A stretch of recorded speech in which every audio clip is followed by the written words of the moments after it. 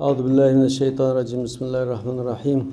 Cenab-ı Allah hamdü sana, Peygamber sallallahu aleyhi ve sellemge, ashab-ı kiramlarga, azvaj-ı mutahhirlarga durud salamlar olsun. Biz o'tganki 3 darsda İmam Nevevi rahmetullahi aleyhininki Qarilarning adab qoidalari degan kitobdan bir necha bob o'qigan.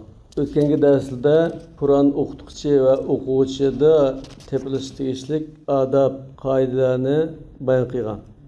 Bugunmi shuning davomidan ilm so'riniga kirishning adablaridan boshlaymiz.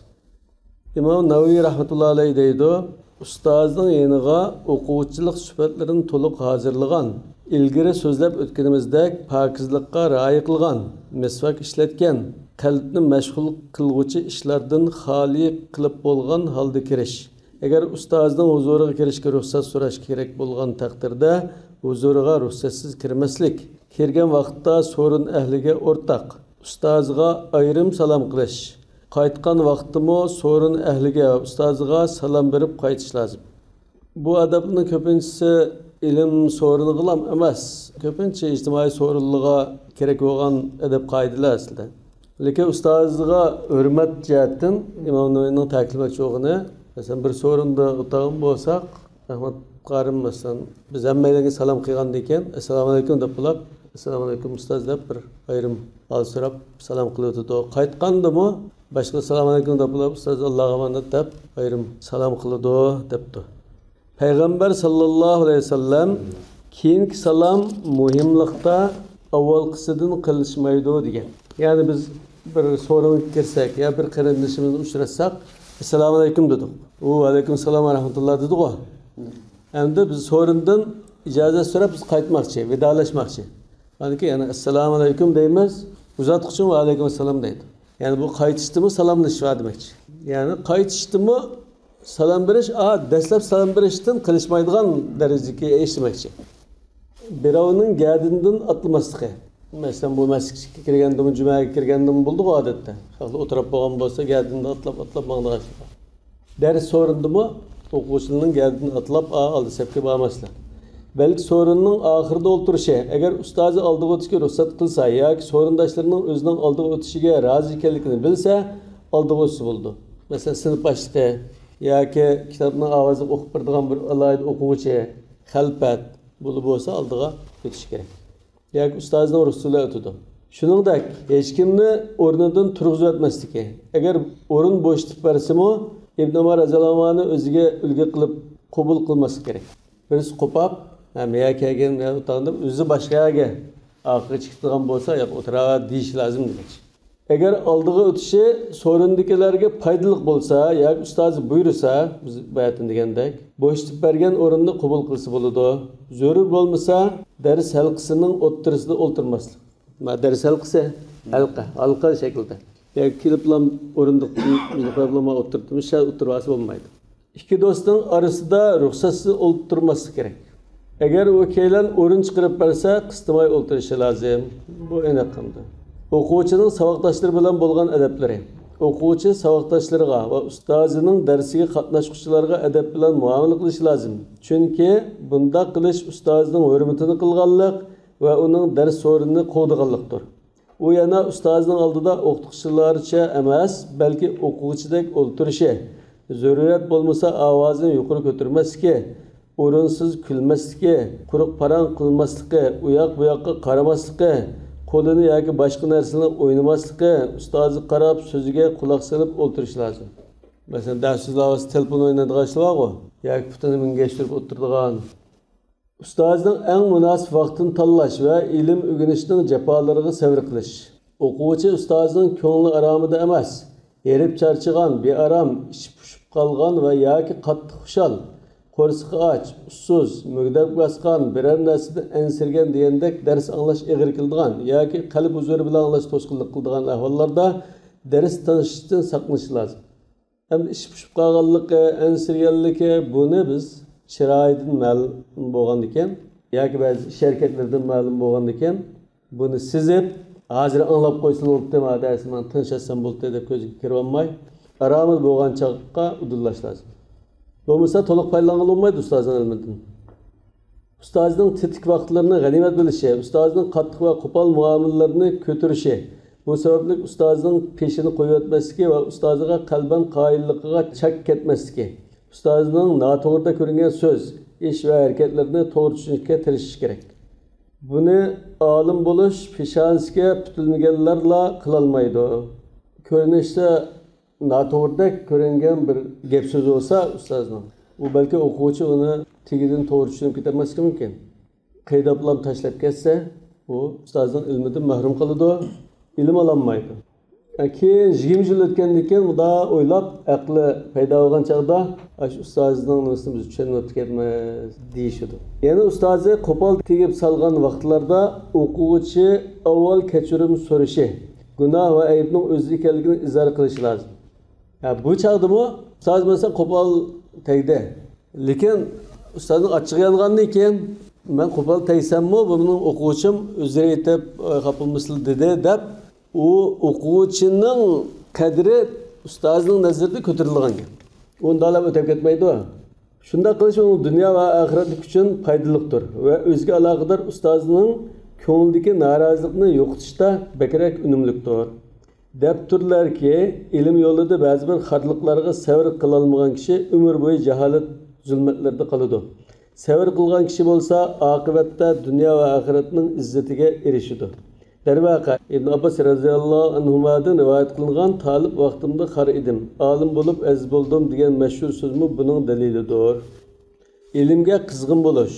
O'quvchilarning muhim adablarining biri ilim o'rganishga qizg'in bo'lishi, o'rgangili bo'ladiganligi vaqtlarning hammasida davomli ilm o'rganishi, ko'plab ilm egallashga qodir turib ozga qanoat qilmasligi, zerikib qolmasligi va o'rganganlarning zoya bo'lib ketmasligi uchun 5 barmoqini og'ziga biroqla tiqmasligi, ya'ni o'zini ko'tarolmaydigan darajada ilmga zo'rlamasligi lozim. Bu kishidan kishiga va har kishining ahvoli qarab farqlanadi albatta. Agar dars olg'iga kelib ustozini topolmasa, ustozning yomon ko'rishidan qo'rqmasa, ishkituvda saqlab turishi, kundalik dars vazifasini qo'ldan berib qo'ymasligi. Agar ustozi har kuni ma'lum vaqtda Qur'on o'qitib, uningdan boshqa vaqtda Qur'on o'rgatmasa va o'quvchisini saqlab turishini yoqtirmasa, qaytib ketishi. Agar ustozi uxlayotgan yoki muhim ishlar bilan mashg'ul bo'layotgan bo'lsa, kirishga ijozat so'ramasligi. Belki uyg'onguncha yoki bekor bo'lguncha sabr qilishi yoki qaytib ketishi lozim. Sabr qilish uning uchun yaxshidir. Ibn Abbas radhiyallohu anhu va boshqa sahobalarmo shunday qiladi. Endi Ibn Abbas radhiyallohu anhu ashab-ı kiramlar ichida mush Qur'onning tafsiri bilan tonilgan, tarjimonul Qur'on deb atalgan payg'ambar sollallohu alayhi vasallam Allohdan unga ilm ato qilishini tilab duo qilgan zot. Kitobning ashiyasida shu voqelikni bayon qilib qo'yibdi. Ibn Abbas radhiyallohu anhu deydi-ki, Rasululloh sallallohu alayhi vasallam vafot bo'lganda ansarlardan bir kishiga "Yur, Rasululloh sallallohu alayhi vasallamning sahobalarni izlayli. Ular hozir ko'p" dedim. U "Vay sana Ibn Abbas, kishilar arasida Rasulullahning harakati sahobalari tursa, kishilarning sana mana hojati tushdi deb o'ylamsan" dedi. Va sahobalarni izlamadi. Men bo'lsam Rasululloh sallallohu alayhi vasallamning sahabalarini izlab hadis o'rganishga boshladim. Biror sahabaning hadis bildiganligini anglasam, uni tuyiga berib, u tushlik uyqusini uxlayotgan bo'lsa, tonimni beshimga qo'yib yatatdim. Shamoldan yuzim to'pi bo'lib ketadi. Ba'zi sahaba chiqib, "Ey Rasululloh sallallohu alayhi vasallamning jiyani, nima sababdan keldilar? Odam o'tgan bo'lsa, yo'llariga boratdim emasmi?" deydi. Mening kelishim bekrak loyiq deydim va uningdan hadis so'raydim. Kunlar o'tib, haliqi ansari kishilarning mening atrofimga to'plashib mas'ul so'rayotganligini ko'rib, bu yigit mendan aqlli ekan degan edi. Ibn Abbas radhiyallohu anhu Rasululloh sallallohu alayhi vasallam 14 yoshda qolgan. Tag'isining o'g'li. Demak, sahobalar ko'p. Chaqda shu u sahobaning o'ygarib, bu sahobaning o'ygarib Rasulullohdan anglagan hadislar bo'lsa vaqalik o so'zlab boshlab ashunda o'rgangan. Uxlayotgan bo'lsa ishqida yetib turib, saqlab ashunda o'rgangan. Keyin o sahobalarimiz dunyodan ketdi. Ketgandan keyin Ibn Abbas butun shu tabiinlarga Qur'onni tafsirini, boshqa butun ilmlarni, hadislarni o'rgatgan cho'ng ustozga aylangan. Boş vaqti bor, ruhliq, teni sog'lom, zehni o'tkir, turmush alakchilik kirmagan, yuz obro'yi o'sishdan va ilm o'qishga yaramaydigan bo'lib qolishdan burun tirishib ilm tahsil qilish lozim. Ömer Yazallahu mensepke o'tirishdan ilgari ilm o'rganinglar degan. Ya'ni sizlar kishilarga bosh bo'lishdan burungi oddiy fuqaro chig'inlarda layoqatli olim bo'lishga tirishinglar. Sizlar kishilarga bosh bo'lib rahbar bo'lsanglar, yüz obro'yinglarning yuqoriligi va qildigan ishlaringning ko'pligi ilm o'rganishinglarga to'salg'i bo'ladi. Mana bu İmam Şafii rahimahullohning kishilarga bosh bo'lishdan burun olim bo'l, bosh bo'lsanglar olim bo'lish yo'ling taqiladi degan so'zning ma'nosidir. Chunki mas'uliyat og'ir bo'ladi, aldirash o'tadi, vaqt chiqmaydi ilm. Dersni atigan tarafda o'qib berish, hasad qilmaslik va o'ziga tamanno qo'ymaslik.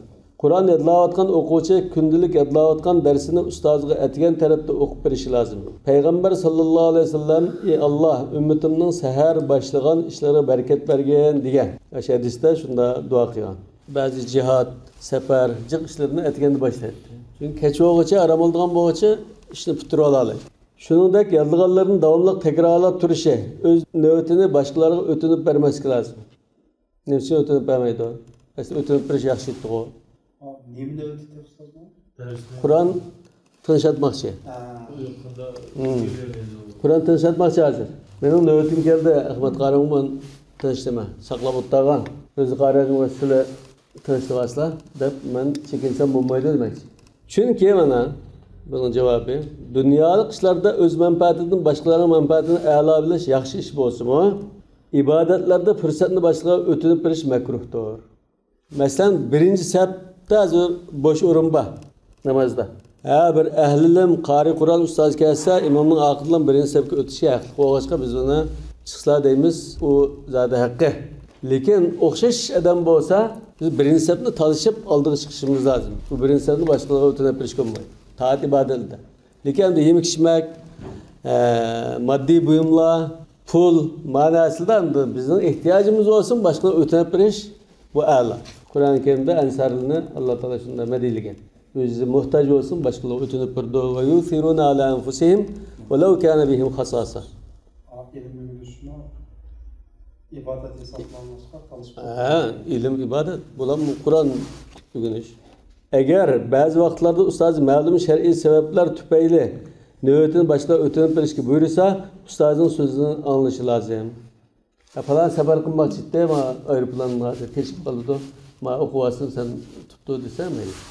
Ta'kidlab o'tishga tegishli zo'r ishlardan biri shuki, saboqdoshlari bo'lsin yoki boshqalar bo'lsin, hech kishiga Alloh ularga bergan ortiqchiliklarga qarab hasad qilmasligi, o'rgangan ilmlardan mag'rurlanmaslik lozim.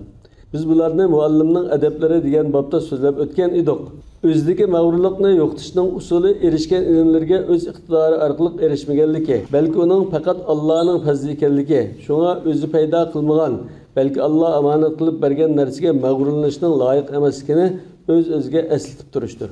Hasadni yo'qotishning usuli bo'lsa, kishidagi ortiqchilikning Allohning hikmatining taqozosi ekanligini, uningga e'tiroz bildirishning Alloh iroda qilgan, Alloh yomon ko'rmagan ishni yomon ko'rishning loyiq emasligini bilishdir. Alloh eng yaxshi bilguchidir. Ham bu kitobda ustozning masalan yuqorida deyildi, ustozning qattiq hurmatini qilish, qattiq gap so'zlarga chidash dedik-ku. Zodi bundan da ustoz bir inson, ma'sum emas. Bu xatolashidu, o'rinsiz og'rinishi mumkin yoki savoqdishi yolg'onni chaplab, savoqdan chiqishi mumkin, chaqsa u o'rinsiz jazolanishi mumkin nimani. Lekin shunda odamda bu insonchilik bo'lgandan keyin biz ilm ilishga ehtiyojimiz bo'lgandan keyin shu qattiq quruq gaplarni hammani chidab turib savrlar o'tkazishimiz lozim. Masalan, Amash muhaddis sho'zarlarning birisi. Amashning bir shogirdi bor ekan, kelib hadis o'rgandi. Bir ağaynisini başlap keptiler, birlik keptiş gelip. Kelip ders yaptı. O ağaynisini qarab turuptu. Ders jarayonida ustozdan bir savol so'rabdi. O'rinsiz ya ustozni achchig'ildan bir savol so'rabdi da. Aniki ustozi, ya'ni Amash o shogirdiga qattiq xafa bo'libdi. Kayibdi. Kayganki ağaynisi qarab turibdi. Shunda qattiq gap qildigan odamni ders o'rgansa, ahmoq bo'ladi. Deb ağaynisi shogirdiga gap qilamish. Şunla Amash, eğer biz qattiq so'zga chidab dersamiz, sana o'xshash ahmoq bo'lib qoldi debdi. Lekin bundan chidash lozim. Qur'on o'qiganlar biladi. Ba'zi ustozlar qattiq urutadigan, yo qattiq tillaydigan, Mijazchas. Bular masalan yarasida o'qitgan chog'ida har xil dakkulikida xavf ishi tug'an chog'da u bolalar varang turib xavf qilsa taxama mijazchaslashib qo'pollik bo'lishi mumkin insonchilikda. 5-bob qarilarning adab axloqlari.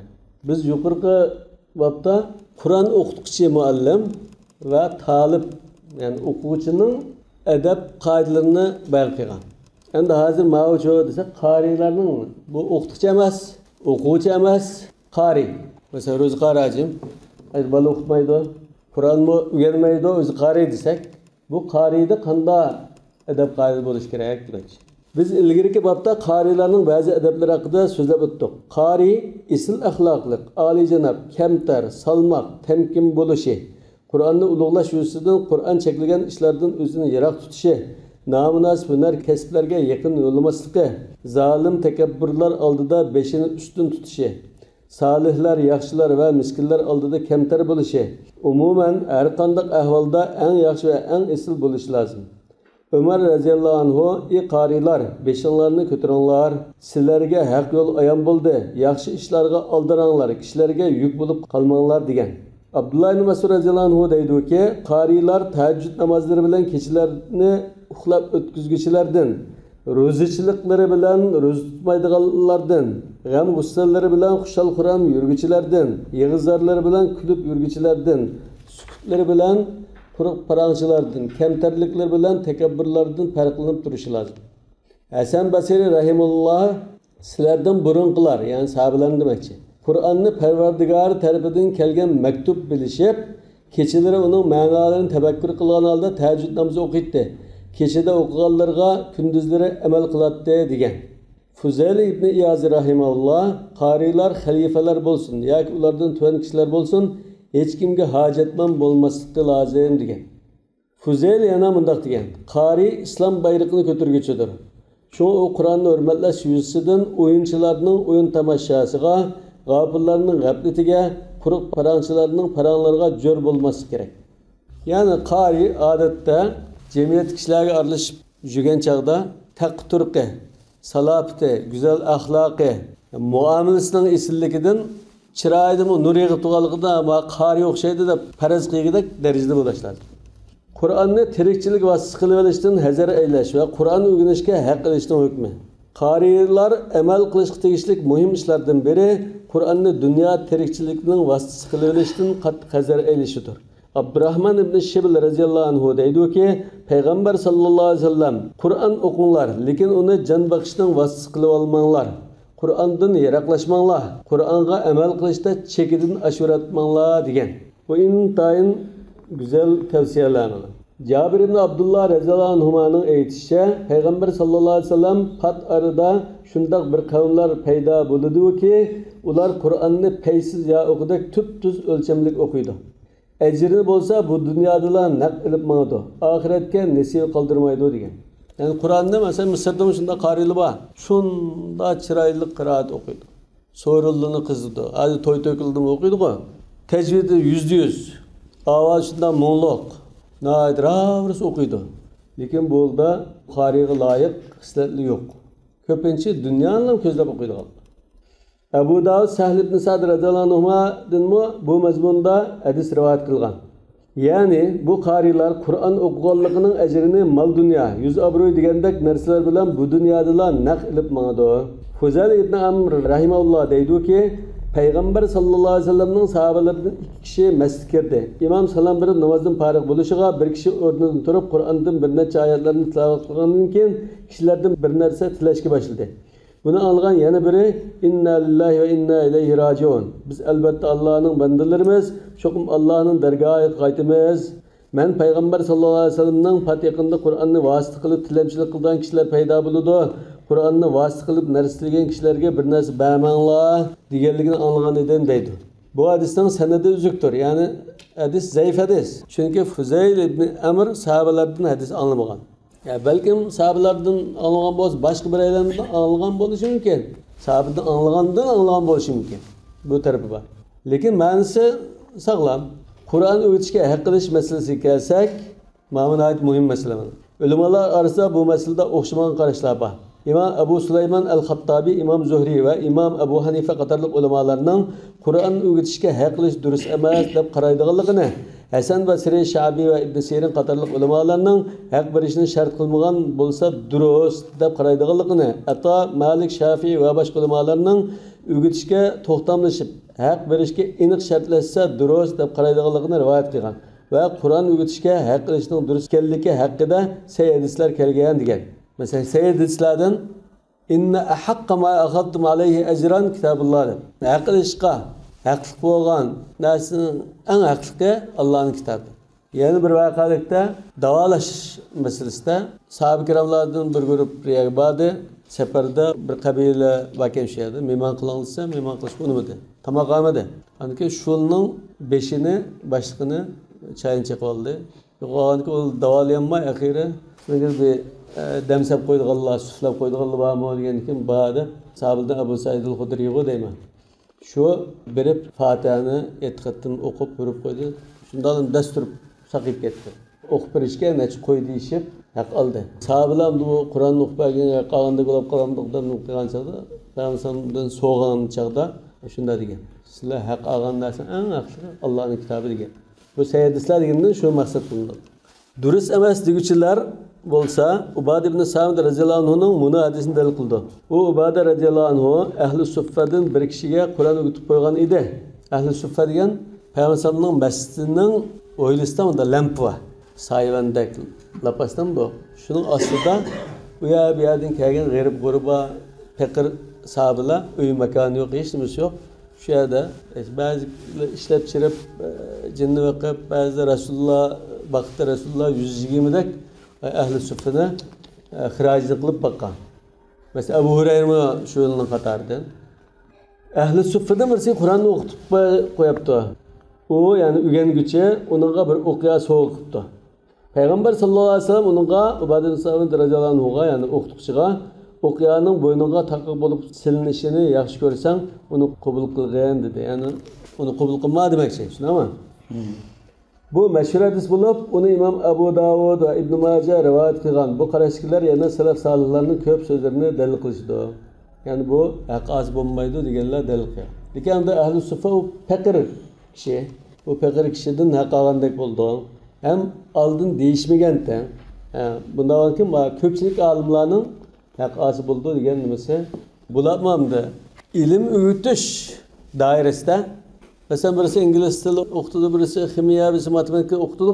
Shu vaqtini chiqarib o'qitganga, uning o'rnini Qur'onni o'qitibdi. Haqasi bo'ldi. Shu ishlash soatiga qarab olgan narsa. Bu Qur'on bo'lganlik uchun emas deb ko'pchilik olimlar haqasi bo'ldi deb qo'ydi. Ya'ni ma'ashilib ishlasa, to'g'risi ham ehtiyoj bor kishi bo'lsa, turmushini qamdash uchun, oilasini boqish uchun boshqa bir ish qilishning o'rnida qari tarbiyalayman desa, o'sha ma'ashilib ishlasa bo'ldi. Lekin o'zi qari millionerkan, Qur'on o'qitib qo'yan desa, va sen o'qitma desa, o'sha bo'lmaydi.